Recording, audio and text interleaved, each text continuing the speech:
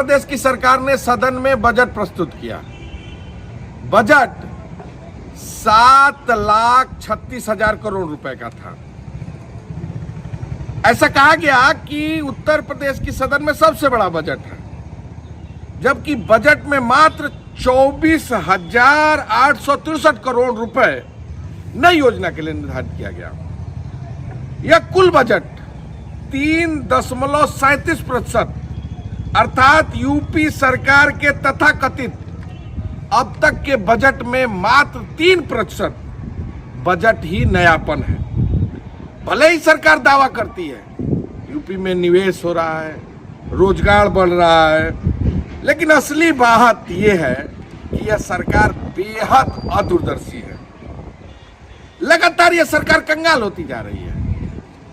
2022-23 के वास्तविक आंकड़े जो सामने आए हैं उसमें यह पता चलता है कि सरकार के राजस्व में 21% कम आ रही है, जबकि इसके इतर होने वाले आय में सरकार का प्रदर्शन अनुमान के 42% कम है।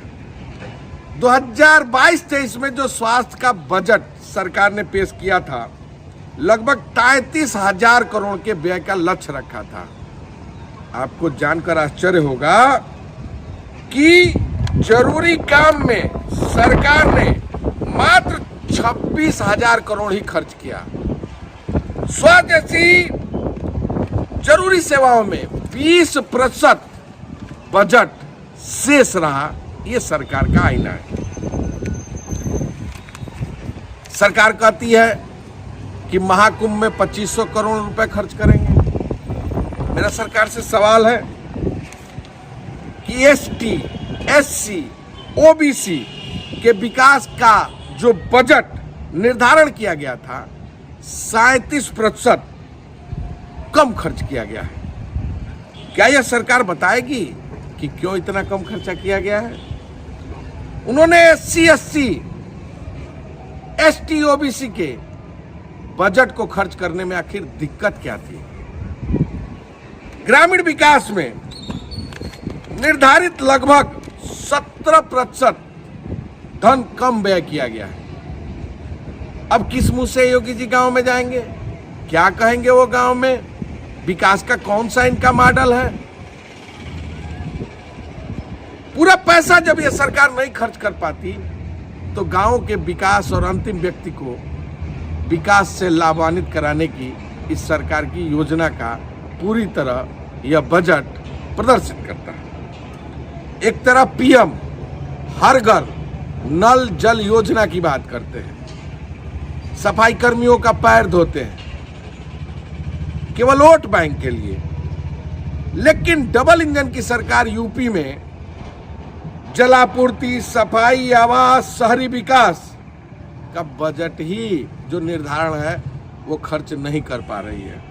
योगी सरकार के इस बजट में लगभग 41% से कम धन खर्च किया गया है। ये वास्तविकता है। क्या सरकार महिला सुरक्षा और महिलाओं पर हो रही हिंसा और बलात्कार के संदर्भ में कोई योजना बना रखी है? मेरा सरकार से दूसरा सवाल है, प्रतिदिन रोज किसान आत्महत्या कर रहा है, उसके लिए सरकार के पास कोई योजना है? हर 2 घंटे पर 4 नौजवान आत्महत्या कर रहा है, इसके लिए रोजगार के लिए सरकार के पास कोई योजना है? भर्ती की कोई योजना इस सरकार ने इस बजट में बनाया है? लाखों नौजवान आज बेरोजगारी का दर्द झेल रहे हैं और पूरे देश में बेरोजगारी का दर दिन पर दिन बढ़ता जा रहा है। राजधानी में एसजीपीजीआई, राम मनोहर लोहिया, केजीएमसी जैसे तमाम संस्थान हैं, उसके लिए सरकार के पास बजट और उसको उच्चकृत या मरीजों को ज्यादा से ज्यादा लाभ हो सके, इसके लिए सरकार के पास इस बजट में कोई योजना नहीं दिखाई देती। निराश्रित महिलाओं के लिए 1,000 रुपये इस सरकार ने देने का वादा किया है। मैं योगी जी से सवाल करता हूं, 10,000 रुपये में क्या अपना घर चला लेंगे?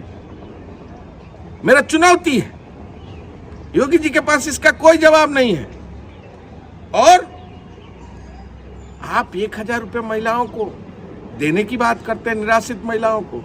ये महिलाओं के साथ मौखौल और अपमान नहीं तो और क्या है।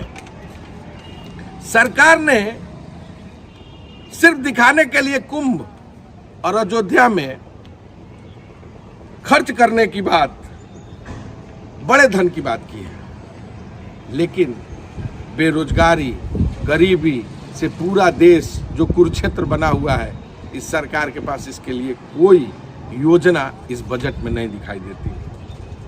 सरकार पूरी तरह फेल है कृषि के क्षेत्र में।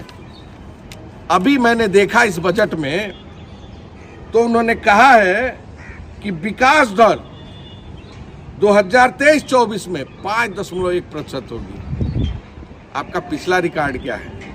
पिछला रिकॉर्ड ये है कि 2021 में 2.69%, 2022 में 2.9%, तो 5.1% विकास दर कैसे हो जाएगी? मुंह से आप कुछ भी कह दीजिए। गन्ने का 20 रुपया बढ़ाया, लागत के सापेक्ष किसानों के फसलों का दाम नहीं, किसान आत्महत्या करने पर विवश है, अन्य जानवरों से किसान परेशान है, उसके लिए इस सरकार के पास कोई योजना नहीं दिखाई देती, तो फिर 5.1% विकास दर कैसे बढ़ जाएगा? असल में डबल इंजन की जो सरकार की परियोजना है, योजना है, वह पूरी तरह झूठ है, छलावा है, ढोंग है, दिखावा है। इस सरकार ने केंद्रीय इंजन जिस तरह झूठ बोलता है, उसी का उदाहरण इस पूरे बजट में प्रस्तुत किया है।